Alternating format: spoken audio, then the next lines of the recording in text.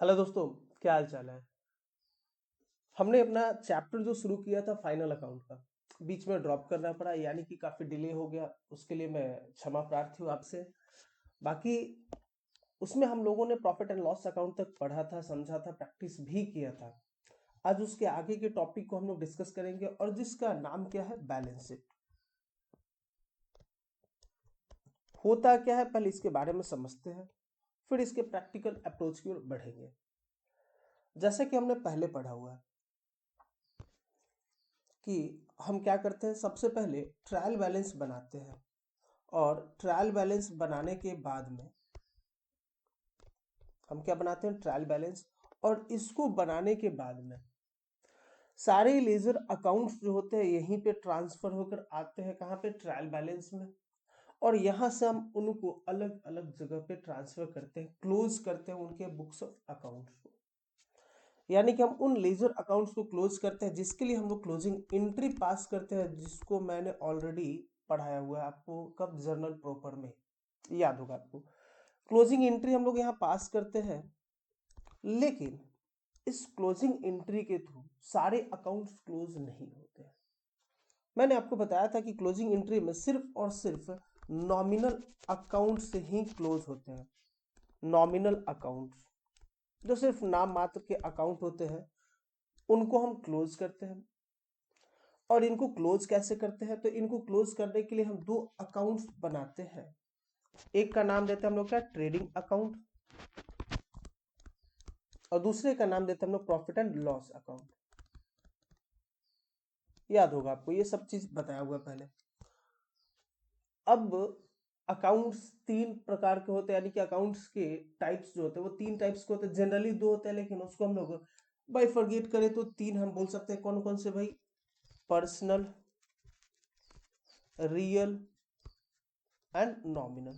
अगर ट्रांसफर करते समय यानी कि क्लोजिंग एंट्री पास करते समय सिर्फ और सिर्फ एक एंट्री, एक अकाउंट्स क्लोज हुआ है, इट मीन्स कि अभी हमारे पास दो अकाउंट्स ओपन होंगे। हमारे बुक्स ऑफ अकाउंट्स में हमने नॉमिनल अकाउंट को तो क्लोज कर दिया, इसके बावजूद हमारे पास कुछ अकाउंट्स बचे होंगे। इन अकाउंट्स को हम क्लोज तो कर नहीं रहे, मतलब अभी उनको क्लोज करना बाकी है। इसके लिए हम एक स्टेटमेंट तैयार करते हैं। हम एक स्टेटमेंट तैयार करते हैं, और कैसे, देखे जरा, एक स्टेटमेंट तैयार करते हैं और जो अकाउंट्स जिसका डेबिट बैलेंस है उसको राइट हैंड साइड में लिख देते हैं। जैसे कि मशीन हो गया, जैसे कि बिल्डिंग हो गया, जैसे कि कैश हो गया, बैंक हो गया, ये सब क्या है, इनका डेबिट बैलेंस होता है। तो इसको हम लोग यहाँ पे डाल देते हैं। और जिन अकाउंट्स का क्रेडिट बैलेंस होता है उनको हम इधर डाल देते हैं, जैसे बिल्स पेबल। बड़े आराम से समझना, चीजों को आप समझो होता क्या है, याद करने के लिए तो आपके बुक्स में भी दिया हुआ है। बिल्स पेबल हो गया, क्रेडिटर्स हो गए, और लोन्स हो गए, और छोटे छोटे और जो लाइबिलिटीज होती है उनको हम लोग इधर लिख देते हैं। इस साइड को हम लाइबिलिटीज के नाम से जानते हैं, और इसको हम लोग एसेट्स के नाम से जानते हैं। पक्की बात है। और इसी स्टेटमेंट को हम लोग बैलेंस शीट के नाम से जानते हैं। अब आप खुद देखो ये कब बन रहा है बैलेंस शीट, ये बन रहा है after preparation of trading account and profit and loss account. पक्की बात है। अब इसको बनाने से इसमें क्या हो गया, हमारे हमारे बिजनेस में, हमारे फॉर्म में, हमारे कंपनी में जितने भी एसेट्स एंड लाइबिलिटीज है उनको हम लोग यहां पर दिखाते हैं।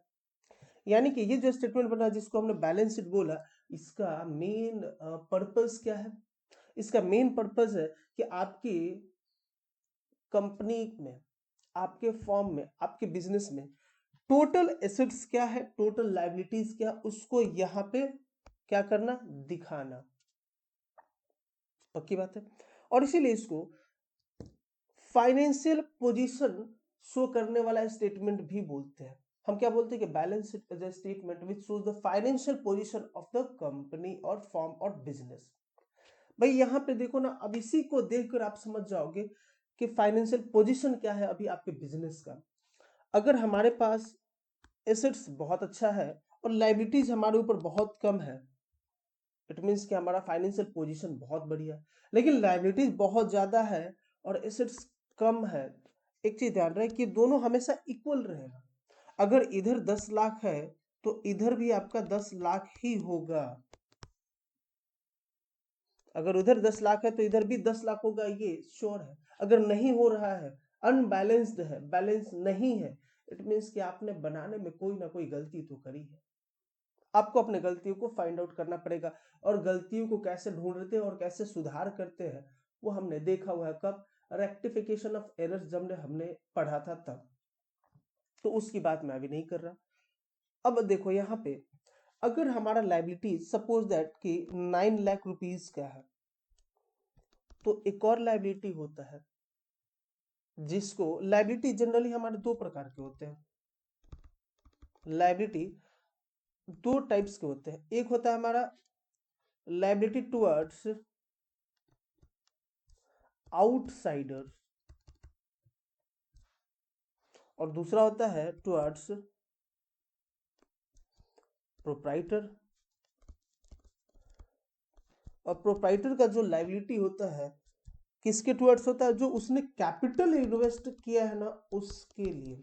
यानी कि कैपिटल, बहुत पहले मैंने आपको बताया था जब हम लोग बेसिक अकाउंटिंग टर्म सीख रहे थे, सारी चीजों को मैंने बड़े डिटेल में बताया हुआ है कि बैलेंस शीट हमेशा इक्वल क्यों होता है, क्या वजह, ये सब कुछ बताया हुआ है। अगर आपने नहीं पढ़ा तो आपको पहले उस लेक्चर्स को देखने पड़ेंगे ताकि आपका बेसिक अंडरस्टैंडिंग क्लियर हो। खैर, यहाँ हम क्या बात करें कि जो लाइबिलिटी होता है, एक तो आउटसाइडर की होगी, जैसे कि क्रेडिटर्स हो गए जिनसे हमने सामान उधार खरीदा है, लोन्स हो गया बैंक का, जैसे जिनसे हमने उधार लोन लिया, बिल्स पेबल हो गया जिनको हमने पैसा देना है, और एक होता है टुवर्ड्स प्रोप्राइटर कैपिटल। हमने अगर अगर बिजनेसमैन ने बिजनेस में कैपिटल इन्वेस्ट किया है तो वो उससे कुछ ना कुछ रिटर्न तो एक्सपेक्ट करता है ना, कि भाई हमें कुछ पैसा मिले। अगर नहीं मिल रहा था तो क्यों इन्वेस्ट करता? तो वो जो लाइबिलिटी है वो क्या है? Towards proprietor. तो उसको हम लोग किस नाम से जानते हैं? कैपिटल के नाम से। यानी कि अगर आउटसाइडर्स की लाइबिलिटी 9 लाख रुपीस है और टोटल 10 लाख है, तो 1 लाख क्या होगा हमारा? यह हो गया हमारा कैपिटल। क्लियर बात? ये 10 लाख हो गया, और हमारा एसेट्स टोटल कितना है? 10 लाख का। ये तो इक्वल रहेगा ना। तो अब हम ये कह सकते हैं कि भाई लाइबिलिटी हमारे ऊपर ज्यादा है, एसेट्स ठीक है, इक्वल तो रहेगा ना, ठीक है। लेकिन ये जो है ना फिक्स्ड एसेट्स टाइप के हैं, और इन दोनों को अगर छोड़ दिया जाए तो, और मैं मानता हूं कि इन्हीं में पैसा ज्यादा, इनमें कम है। अगर कंपनी को अर्जेंट रिक्वायरमेंट हो पैसे का, तो कंपनी के लिए या बिजनेस के लिए मुश्किल होगा पैसा अरेंज कर पाना। तो ऐसा सिचुएशन में बिजनेस या फाइनेंशियल पोजीशन जो कंपनी का वो बढ़िया नहीं। जब हम पढ़ेंगे एनालिसिस ऑफ फाइनेंशियल स्टेटमेंट, तो मैं आपको बताऊंगा क्या देखकर हम क्या एनालाइज करते हैं, कैसे एनालिसिस किया जाता है। जनरली ये चीजें सीए करने वाले बच्चों को भी ढंग से नहीं होता। ये मार्केटिंग वाले बच्चों को सिखाया जाता है मार्केटिंग में, यानी कि जो एमबीए कर रहे हैं ना उनको बड़े अच्छे से सिखाया जाता है। हम पढ़ते तो बहुत कुछ है, लेकिन हमें इन सब चीजों का एनालिसिस नहीं बताया जाता है, जो कि हमें खुद से सीखना पड़ेगा। खैर, वो बात की बात है। तो अभी हमने क्या समझा कि भाई बैलेंस शीट क्या होता है, कैसे बनता है, ये समझा आपने। बैलेंस शीट बनाते कैसे हैं वो भी मैंने आपको बता दिया, कि जो अकाउंट्स बचे होते हैं, यानी कि अब यहाँ पे कौन से अकाउंट्स आएंगे बैलेंस शीट में? हमेशा और हमेशा कौन से अकाउंट्स आते हैं? Real and personal accounts. Real and personal, because जो नॉमिनल नेचर के अकाउंट्स थे वो तो पहले ही क्लोज हो चुके हैं। कैसे भाई? By transferring into trading and profit and loss account. अब बचे हैं क्या हमारे पास? सिर्फ रियल और पर्सनल अकाउंट, और इनको हम ट्रांसफर करेंगे कहाँ पे?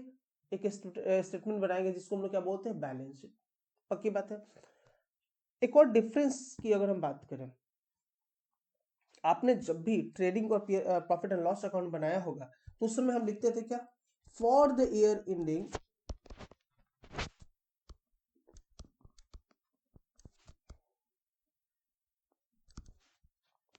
For the year ending 31 March 2020 21 what जो भी ईयर रहा वो हम डालते हैं। इसका मतलब क्या है? कि बैलेंस शीट में प्रॉफिट एंड लॉस अकाउंट और ट्रेडिंग अकाउंट जो होता है वो पूरे साल की चीजों को यहाँ पे दर्शाता है, एक साल की चीजें होती है। अगर हम बीच में बनाए तो उतने टाइम का होगा। मतलब कि अगर हम 3 मंथ्स पे अगर बना रहे हैं, क्योंकि अब तो हर चीज क्या है, मैकेनिकल है, सॉफ्टवेयर के थ्रू है, टैली, बीजी, मार्ग, ये सब सॉफ्टवेयर है। हमने टैली अपना ओपन करा, 1 महीना 2 महीना का हो चुका था बिजनेस करते हुए, हमने देखा अपना, तो वहां पे उस समय भी हमारा ट्रेडिंग अकाउंट दिखाएगा, उस समय भी हमारा प्रॉफिट एंड लॉस अकाउंट दिखाएगा। लेकिन फिर जब हम साल क्लोज होने पे आफ्टर 12 मंथ्स इसको दोबारा से देखेंगे ना, तो वो सारी चीजें इसमें सम्मिलित हो जाएगा, यानी कि इंक्लूडेड रहेगा। कि अगर यहाँ पे 3 महीने के टाइम में कोई लॉस हुआ था तो यहाँ पे तो दिखेगा ही दिखेगा, ये यहाँ पे भी दिखेगा कि अगर यहाँ पे लॉस था तो अभी भी यहाँ पे दिखेगा। लेकिन जब हम बैलेंस शीट बनाते हैं तो यहाँ पे क्या होता है, हम लोग फॉर द ईयर इंडेड 31 मार्च ऐसा या 31 दिसंबर ऐसा नहीं लिखते। यहाँ पे क्या होता है, balance sheet as at or as on 31 March या दिसंबर whatever the year is 2020। मैं एग्जाम्पल लेकर चल रहा हूँ। ये होता है आपका क्या, balance sheet as at or as on, मतलब एक पार्टिकुलर स्पेसिफिक डेट पे बताया जा रहा है। Even a single transaction can impact the balance sheet, कि एक छोटा सा ट्रांजेक्शन भी हो रहा है ना तो वो बैलेंस शीट पे कहीं ना कहीं असर डालेगा। जैसे मैंने अपने बैंक से 50 रुपया विड्रॉ करा तो हमारे बैलेंस शीट पे इसका इम्पैक्ट पड़ेगा, हमारे बैंक अकाउंट में 50 रुपए कम होगा। तो even a single transaction can impact the balance sheet, और इसलिए बैलेंस शीट किसी एक डेट पे जो बना है, जिस स्पेसिफिक डेट पे बना है वही श्योर या ट्रू कहलाएगा। उसके आगे या पीछे अगर हम देखें तो वो ट्रू नहीं होगा, उसमें चेंजेस आ चुके होंगे। और जरूरी नहीं है कि आपके ये 3 महीना, जैसे मैंने यहाँ पे एग्जांपल दिया ट्रेडिंग एंड पीएनएल के टाइम में, कि भाई 3 मंथ्स के टाइम में हमने बनाया था और फिर 12 मंथ्स के टाइम में जब बनाया तो दोनों इंक्लूडेड थे। जरूरी नहीं है कि बैलेंस शीट में ऐसा कुछ हो, ऐसा जरूरी नहीं है। हमने अगर कोई एसेट परचेज किया था विद इन 3 मंथ्स, तो हमने जब 3 मंथ्स का बैलेंस शीट तैयार किया तो वहां पे एसेट दिख रहा था और उसमें जो डेप्रिसिएशन चार्ज किया था वो भी बैलेंस शीट में दिख रहा था। लेकिन आफ्टर 12 मंथ्स जब हमने दोबारा से बैलेंस शीट तैयार किया तो वो एसेट भी सेल हो चुका था और उसका डेप्रिसिएशन भी वहां से खत्म हो चुका था। चीजें बदल चुकी थी, इन्वेस्टमेंट हो चुका था, लाइबिलिटीज बढ़ चुके थे, लोन्स हमने ले लिया था, कैश हमारा बढ़ गया था, बैंक बैलेंस बढ़ गया था। कई सारी चीजें डिफर कर सकती है और उसमें इंक्लूड तो होगा लेकिन आप फाइंड आउट नहीं कर पाओगे, लेकिन इस केस में आप फाइंड आउट कर सकते हो। तो बैलेंस शीट हमेशा सिर्फ किसी एक स्पेसिफिक डेट पे ही ट्रू होगा जिस डेट पे वो बना है। क्लियर बात। अब आगे चले जरा। अब बैलेंस शीट हम बनाते हैं, जैसे मैंने यहाँ पे आपको एग्जांपल दिया कि हमने यहाँ पे लिखा है क्या, मशीन, बिल्डिंग, कैश, बैंक और भी कई सारी चीजें आएंगी।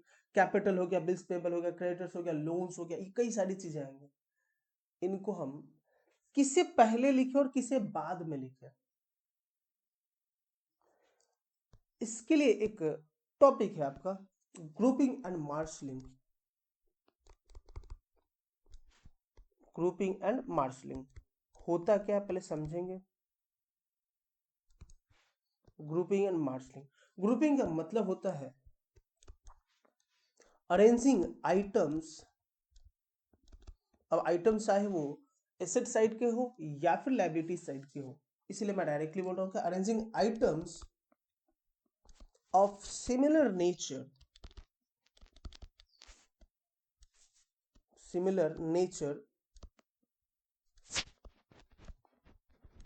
अंडर अ सिमिलर हेड या सेम हेड या वन हेड, इसको हम लोग ग्रुपिंग कहते हैं। जैसे कि अगर क्लास की बात करें, स्कूल है, स्कूल में 100-200 बच्चे पढ़ रहे हैं, अगर मैं चाहूं सबको अरेंज करने के लिए, ग्रुप वाइज डिवाइड करने के लिए, तो कई तरीके हो सकते हैं उनको ग्रुपिंग करने के। मैं बोल सकता हूं कि भाई जो एक एज के बच्चे हैं वो एक साइड हो जाए, या फिर मैं बोल सकता हूं कि भाई क्लास 1 का बच्चा एक साइड, क्लास 2 का बच्चा वन साइड, क्लास 3 का बच्चा दूसरे साइड, ऐसे हम बोल सकते हैं। वो ग्रुप हो गया, ग्रुपिंग किया हमने, वो भी कैसे, सिमिलर नेचर के बेसिस पे। अब नेचर क्या हो सकता है, नेचर चाहे वो एज हो सकता है, चाहे वो क्लास हो सकता है, या फिर चाहे वो जेंडर हो सकता है, चाहे वो हाइट हो सकता है। तो उसी तरीके से जब हम किसी भी नेचर के बेसिस पे, सिमिलर नेचर के बेसिस पे उसको बाइफरगेट करते हैं, ग्रुप में डालते हैं, तो उसको हम लोग ग्रुपिंग कहते हैं। और मार्शलिंग की बात करें अगर हम, इनको जो हम अरेंज कर रहे हैं, किस ऑर्डर में अरेंज कर रहे हैं, अरेंजिंग आइटम्स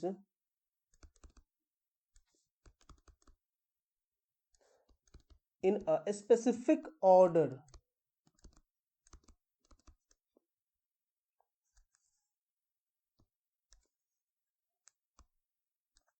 स्पेसिफिक ऑर्डर, उसको हम लोग क्या कहते हैं, मार्शलिंग। ठीक है, कि किस ऑर्डर में हम उनको अरेंज कर रहे हैं, वो डिपेंड करता है। जैसे अभी आपको एग्जांपल दिया मैंने, कि वो कुछ भी हो सकता है, लेकिन हमारे अकाउंट्स में दो ही टाइप्स हो सकते हैं।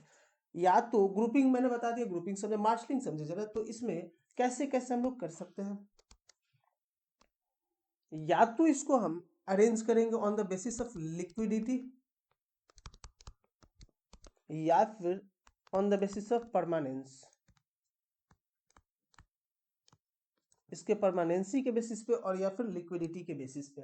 लिक्विडिटी का मतलब है कि कोई एसेट्स या लायबिलिटी कितना लिक्विड, लिक्विड मतलब कि जो बहुत जल्द कन्वर्ट हो जाए इनटू कैश, या जिसके अगर वो एसेट है तो, और लायबिलिटी है तो जिसका payment with in few months हो या विद इन 12 मंथ्स हो, जिसको हम लोग करेंट लायबिलिटी भी बोलते हैं। लेकिन करेंट लायबिलिटी से भी ज्यादा लिक्विड होता है आपका लिक्विड लायबिलिटी जो होते हैं। तो लिक्विडिटी के बेसिस पे अगर हम करेंगे, तो जो सबसे ज्यादा लिक्विड एसेट्स होंगे या लायबिलिटी होंगे, हम ये कह सकते हैं कि most liquid item arranged first, कि जो सबसे ज्यादा लिक्विड होगा ना उसको हम पहले लिखेंगे, लायबिलिटी के केस में भी और एसेट के केस में भी। और लिस्ट लिक्विड आइटम, जो सबसे कम लिक्विड होगा, उसको हम लोग लास्ट में लिखेंगे, अरेंज्ड लास्ट। और परमानेंस की बेसिस पे अगर हम बात करें, तो जो asset which are permanent in nature, which are not purchase to sell, कि वो एसेट जिसको हमने खरीदा है किस लिए, सेल ना करने के लिए, मतलब वो परमानेंट इन नेचर है, उनको हम पहले लिखेंगे। और जो लिस्ट परमानेंट इन नेचर होंगे या ऐसे एसेट्स जो परमानेंट नहीं है, उनको हम लोग लास्ट में लिखेंगे। जैसे कि बिल्डिंग, जैसे कि हमारे फिक्स्ड एसेट्स जो होते हैं, वो फिक्स्ड एसेट्स बेचने के लिए हम नहीं खरीदते हैं, उसको हम लोग खरीदते हैं अपने बिजनेस में यूज करने के लिए। तो ऐसे एसेट्स को हम लोग ऊपर लिखेंगे, यानी कि फिक्स्ड एसेट्स, हम उसको बोल सकते हैं fixed assets, permanent in nature होता है। Fixed assets were written first and non fixed assets, या करेंट लिख सकते हैं हम लोग, करेंट एसेट्स वर रिटन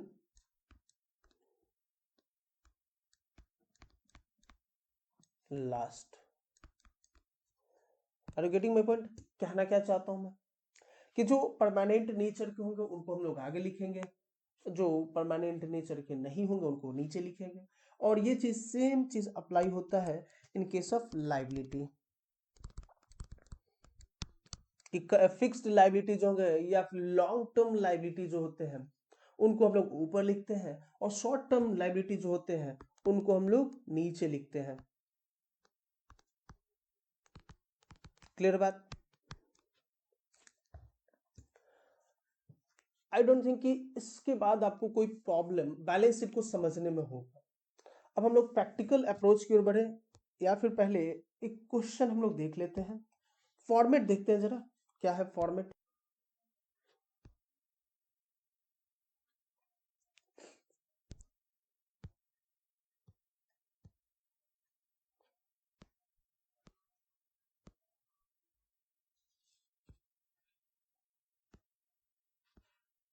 देखा जाए फॉर्मेट की अगर हम बात करें तो ये रहा फॉर्मेट किस चीज का, बैलेंस शीट का। बैलेंस शीट एज एट जो भी होगा अपना एज एट, सबसे पहले हम क्या डालेंगे, करेंट लायबिलिटी। अगर अगर हम लोग लिक्विडिटी के बेसिस पे बात कर रहे हैं तो, और इधर डालेंगे हम लोग करेंट एसेट्स अगर लिक्विडिटी के बेसिस पे बात कर रहे हैं तो क्या आएगा हमारा, बैंक ओवरड्राफ्ट हो गया, बिल्स पेबल हो गया, सन्ड्री क्रेडिटर्स हो गया, आउटस्टैंडिंग एक्सपेंसेस होगा, अनअर्न्ड इनकम। अनअर्न्ड इनकम होगा मतलब कि हमने कमाया नहीं है, जैसे कि एडवांस में हमने ले लिया तो हमारे लिए तो लायबिलिटी है ना, काम नहीं किया लेकिन पैसा ले लिया तो कल उसके प्रति हमारी लायबिलिटी की काम करना या फिर पैसा देना पड़ेगा, ठीक है। उसके बाद आता है आपका नॉन करेंट लायबिलिटी यानी कि लॉन्ग टर्म लोन्स होगा। देखो उसके बाद आता है क्या, रिजर्व। रिजर्व्स भी कई तरीके के होते हैं, मैंने आपको बताया हुआ है, जैसे जनरल रिजर्व हो गया, सीक्रेट रिजर्व हो गया, डिवेंचर रिडम्पशन रिजर्व हो गया, उसके बाद आपका कैपिटल रिजर्व हो गया, कई सारे रिजर्व होते हैं वो इसके हेड के अंदर आएंगे। उसके बाद आएगा कैपिटल, और कैपिटल के हेड में क्या क्या आएगा, देखिए net profit, drawing, income tax, life insurance. ये पर्सनल है, प्रोप्राइटर के लिए है, इसलिए यहाँ पे आएगा, ठीक है। और एसेट साइड की अगर हम बात करें तो सबसे पहले आएगा आपका करेंट एसेट्स। करेंट एसेट्स में क्या भाई, cash in hand, cash at bank, bills receivable, short term investment, sundry debtors, book debts. Sundry debtors को बुक डेट्स बोलते हैं। Closing stock, prepaid expenses, accrued income. उसके बाद आएगा लॉन्ग टर्म इन्वेस्टमेंट अगर आपने किया है तो, फर्नीचर हो गया, लूज टूल्स हो गया, मोटर व्हीकल। लास्टली ये सब आपके आएंगे क्या, फिक्स्ड एसेट्स, ठीक है। तो ये आपका बैलेंस शीट का फॉर्मेट हो गया। अब आगे चलते हैं हम लोग क्वेश्चन की ओर। एक क्वेश्चन को हम लोग पिक करते हैं और सॉल्व करते हैं। देखिए जरा क्वेश्चन, अब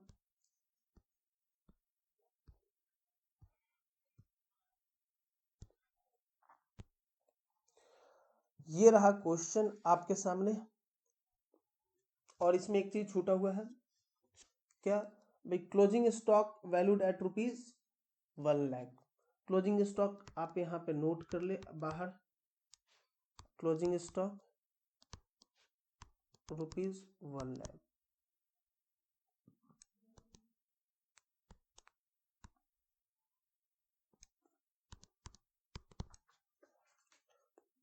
चलिए देखिए जरा, जल्दी से क्वेश्चन नोट करें, मैं भी बुक खोल लेता हूँ ताकि बार बार आगे पीछे करना ना पड़े हमें।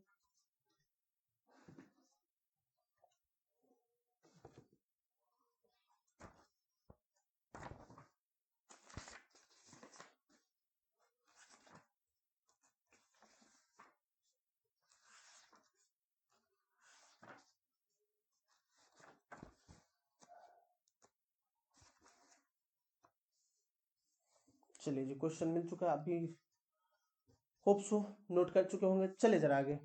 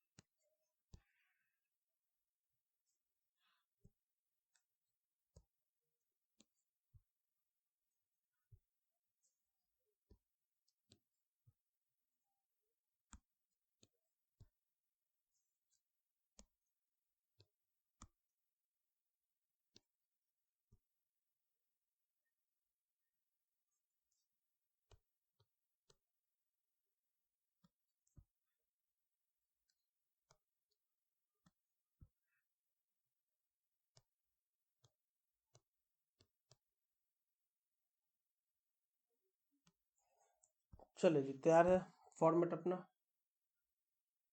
अब आगे का काम देखें। सबसे पहले हम क्या बनाते हैं, ट्रेडिंग अकाउंट। तो हेडिंग डालें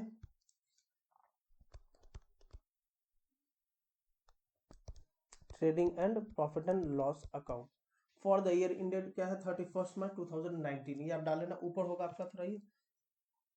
चलो जी, ये भी कर ही देता हूँ मैं।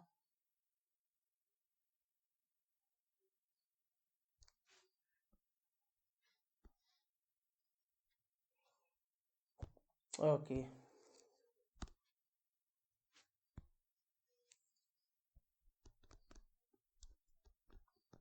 फॉर द ईयर ended या ending 31 मार्च 2019 20 जो भी है, क्या है देखे जरा यहाँ पे 19 है। ओके, डेबिट क्रेडिट मालूम लिख लो भाई। Amount particulars amount particulars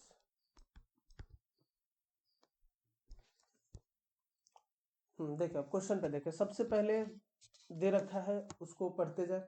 sundry debtor जो कि हमारे किसका, ट्रेडिंग एंड पीएल का पार्ट नहीं है। उसके बाद स्टॉक ऑन 1 अप्रैल 2018 यानी कि ओपनिंग स्टॉक की बात कर रहा है। ओपनिंग स्टॉक हमारे ट्रेडिंग का पार्ट है, तो इसको पहले हम लिख लेते हैं। चले, opening stock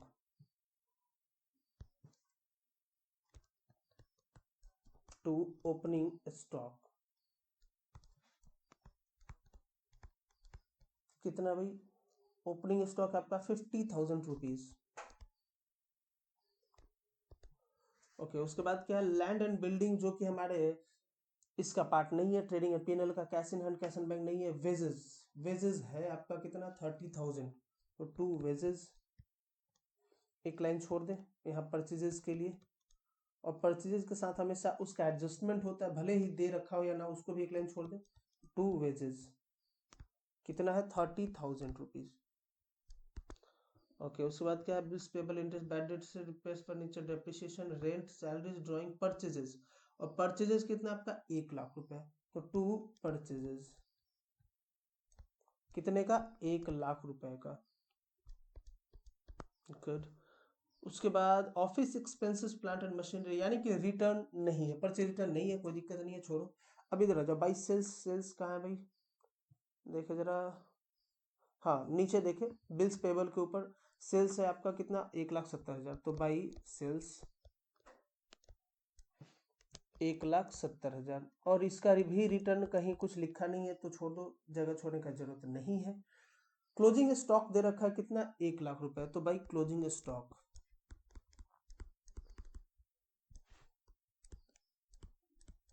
1 lakh rupees. Total कितना हो गया देखे जरा, 2,70,000 क्या आ रहा है आपका टोटल, 2,70,000। बैलेंस कितना बच रहा है, 1,30 और 50 1,80 यानी कि 90,000। देखिए जरा 2,70,000 माइनस कर दे 50,000 ओपनिंग स्टॉक का, माइनस कर दे परचेजेस का 1 लाख, और माइनस कर दे 30,000 वेजेस का, तो टोटल आ गया कितना 90,000। तो ये क्या हो जाएगा हमारा टू ग्रॉस प्रॉफिट, जिसको हम कहा लेके जाएंगे, transfer to profit and loss account. Okay, कितना है भाई 90,000 रुपीज। चले जी, ये हो गया। अब आओ भाई नीचे, by gross profit, by gross profit CD carried down कितना 90,000 रुपीज।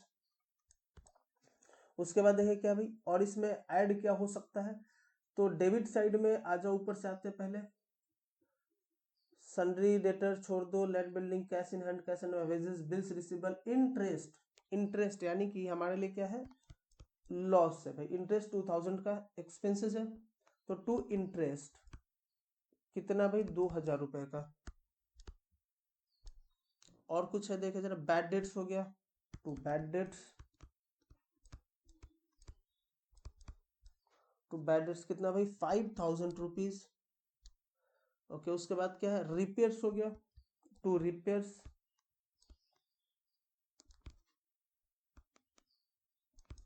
टू रिपेयर्स कितना भाई 3000। फर्नीचर एंड फिक्सर्स छोड़ दो, डेप्रिसिएशन दे रखा है, डाल दो डेप्रिसिएशन कितना 10,000। डेप्रिसिएशन कितना 10,000 रुपीज का। ओके, उसके बाद देखिए रेंट है, तो रेंट कितना भाई, रेंट 8,000 रुपये। उसके बाद क्या, सैलरीज है, टू सैलरीज कितना भाई 20,000 रुपये। अब ये मत पूछना कि सर ये आप कैसे कहाँ यहाँ डालते जा रहे हैं, किसी को ट्रेडिंग में किसी को पीएनएल में। तो अगर ये नहीं मालूम है ना, तो ट्रेडिंग और पीएनएल का दो दो लेक्चर है, यानी कि एक लेक्चर ट्रेडिंग का, एक लेक्चर पीएनएल का, दोनों देख लो समझ में आएगा। ड्राइंग छोड़ दो, परचेजेस हो चुका। ऑफिस एक्सपेंसेस है 25,000 का, तो to office expenses, office expenses कितना भाई 25,000 का। ओके, उसके बाद क्या है, प्लांट एंड मशीनरी छोड़ दो, बैलेंस शीट का पार्ट है। नीचे आ जाओ, कैपिटल बैलेंस शीट का पार्ट है। इंटरेस्ट रिसीव हो रहा है, तो भाई इंटरेस्ट ये हमारे लिए इनकम का पार्ट है। और इनकम हमारा किधर जाएगा, डेबिट क्रेडिट साइड में कितना 6,000 रुपये। और क्या है, सन्ड्री क्रेडिटर्स पे आपका बैलेंस शीट का पार्ट है। बिल्स पेबल सेल्स ये सब हो चुका है, बिल्स पेबल आपका बैलेंस शीट का पार्ट है। टोटल करें जरा इधर भाई, कितना आएगा 96,000, 96,000। ओके, अब इसको हम अगर टोटल करके लेस करें तो कितना आएगा, देखे जरा 2,000 plus 5,000 plus 3,000 plus 10,000 plus plus 8,000 and 20,000, यानी कि 28,000 प्लस 25,000, टोटल हो गया 73,000। और माइनस कर दे अगर हम 96 में से, तो कितना बचा हमारा 23,000।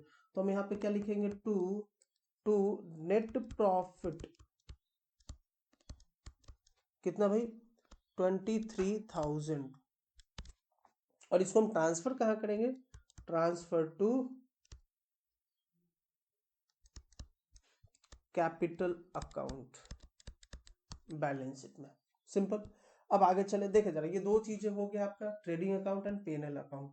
अब बात आती है किसकी, प्रॉफिट एंड लॉस अकाउंट हो चुका, सॉरी बैलेंस शीट की। अब देखे जरा बैलेंस शीट बनाते हैं। पहले इसके लिए हमें थोड़ा सा बीच में से हटाना पड़ेगा कुछ पार्ट।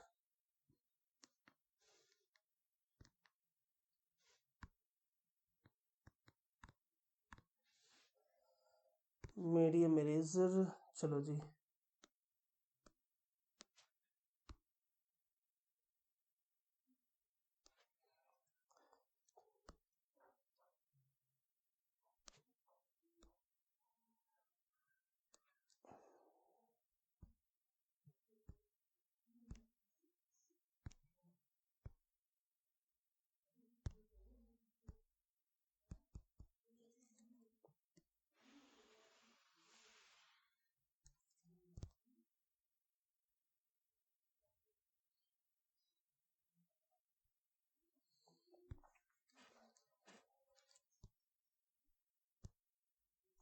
फाइनली हमारे पास क्या है, बैलेंस शीट। बैलेंस शीट के लिए आइटम्स क्या क्या दिए हुए हैं, सबसे पहले सन्ड्री डेटर्स, तो इसको हम लोग सीक्वेंस वाइज रखते हैं। सबसे पहले देखिए जरा, land and building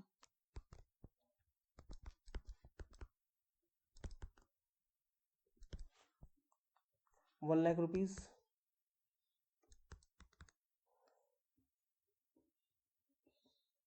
furniture and fixers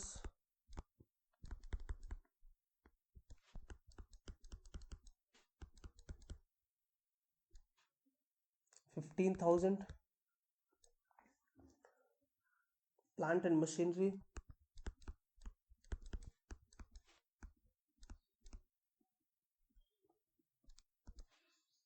ये हो गया आपका 57,000। अब देखिए उसके बाद में जो लिस्ट या ये के करेंट एसेट्स है, वो कौन कौन से हो गए आपके, सन्ड्री डेटर्स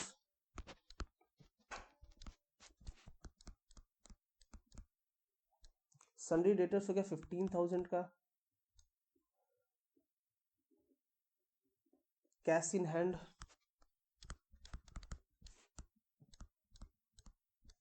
कितना भी, कैश इन हैंड हो गया 16,000। कैश एट बैंक हो गया 40,000।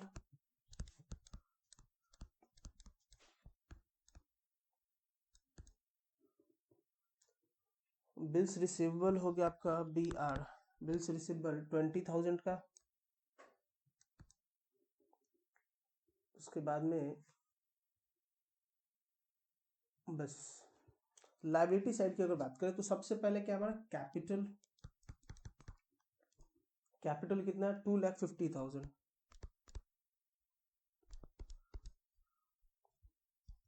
सन्ड्री क्रेडिटर्स, इसमें ऐड कर देंगे कि हम लोग कैपिटल में प्रॉफिट, कौन सा, नेट प्रॉफिट, लेस कर देंगे क्या, पहले इसको टोटल कर लो। कैपिटल कितना आपका 2,50,000 रुपीज। इसको हम ऐड कर लेंगे कितना, टोटल हमारा कितना 23,000 नेट प्रॉफिट। और ये आ गया आपका 2,50,000 प्लस 23,000 इक्वल्स टू 2,73,000 रुपीज। और इसमें से लेस कर देंगे हम क्या, लेस कर देंगे ड्राइंग्स। और ड्राइंग्स देखे दे रखा था, ड्राइंग्स कितना है आपका, परचेजेस के ऊपर में ड्राइंग्स होगा आपका 20,000 रुपीज। और फाइनली हमारे पास कितना रहेगा कैपिटल 2,53,000। और इसको हम लोग बाहर कर देंगे 2,53,000। ओके, उसके बाद देखिए क्या है, सन्ड्री क्रेडिटर्स, सन्ड्री क्रेडिटर्स कितना भी 1,70,000 सेल्स है 70,000, 70,000 रुपीज। उसके बाद में क्या है, बिल्स पेबल BP कितना है भाई 40,000 रुपीज। सब हो गया, कुछ छोटा नहीं आपका। लास्टली बचता है क्या, स्टॉक, क्लोजिंग स्टॉक कितना था, क्लोजिंग स्टॉक हमारा 1,00,000 रुपीज। एड ऑन करें टोटल,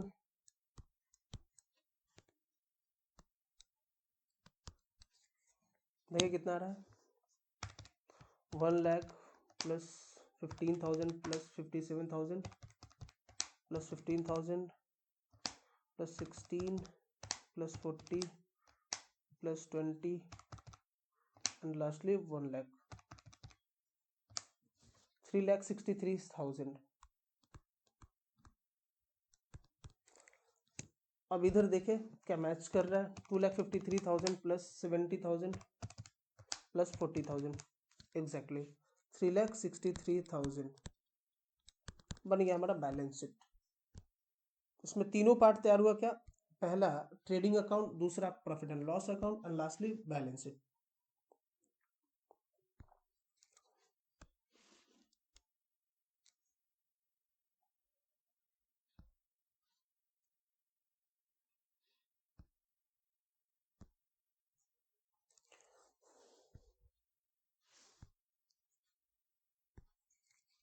चलो जी, एक लाइन तो गायब हो गया हमारा।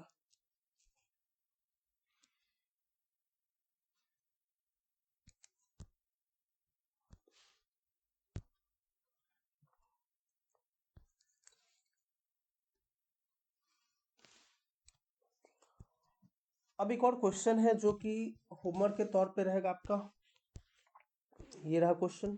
और इसमें कुछ इंपॉर्टेंट पॉइंट्स भी इंक्लूडेड है जो कि मैं खुद से भी कराऊंगा नेक्स्ट क्लास में। क्या क्या है भाई, GST इसमें इंक्लूड है, जिसमें आपको इनपुट GST, आउटपुट GST, इसको भी कंसीडर करना है, जो कि मैंने बहुत पहले बताया हुआ है, लेकिन उस समय सिर्फ एक पार्ट वाइज था। यानी कि मैंने आपको जनरल में बताया, लीजर में बताया है, ट्रायल बैलेंस में बताया, और अब इन सबको कंबाइन करके बैलेंस शीट में लेकर आना है। लेकिन उस समय भी मैंने आपको समझाया था कि इसका इम्पैक्ट हमारे बैलेंस शीट पे क्या होता है। तो इसको आप एक बार करेंगे, मेन यहाँ पे है क्या वो समझ लो, फिर आपको खुद से करने में आसानी होगी। जो यहाँ पे इनपुट जीएसटी है, इनपुट जीएसटी यानी कि इनपुट में 3 है, आईजीएसटी हो गया, सीजीएसटी हो गया और एसजीएसटी हो गया, ये 3 है। इन तीनों को सबसे पहले हमें क्या करना पड़ेगा, we have to adjust them with output IGST. क्या आउटपुट से, आउटपुट में फिर 3 होंगे, क्या आउटपुट आईजीएसटी, उसके बाद सीजीएसटी एंड एसजीएसटी। इन तीनों को एडजस्ट करने के बाद में, किससे एडजस्ट करने के बाद में, इनपुट से आउटपुट को, जो बैलेंस बचेगा, अगर पेमेंट के लिए बचेगा तो बैंक से पेमेंट करोगे आप, और अगर इनपुट बचता है आपका तो ये आपका किधर जाएगा, ये आपके एसेट्स का पार्ट होता है, ठीक है, ये आपके एसेट्स का पार्ट होता है, यानी कि बैलेंस शीट के एसेट साइड में ये दिखेगा जो भी बैलेंस इनपुट बचा रहेगा। क्लियर है बात? तो आज की क्लास को यहीं पर हम लोग वाइंड अप करते हैं, नेक्स्ट क्लास में मिलते हैं फिर प्रैक्टिकल क्वेश्चन प्रैक्टिस के साथ में, इस क्वेश्चन को करेंगे और एक दो इंपॉर्टेंट क्वेश्चन जो एग्जाम में पूछे गए हैं उनके साथ में। तो वाइंड अप करें आज की क्लास को। Okay, bye bye, Tata.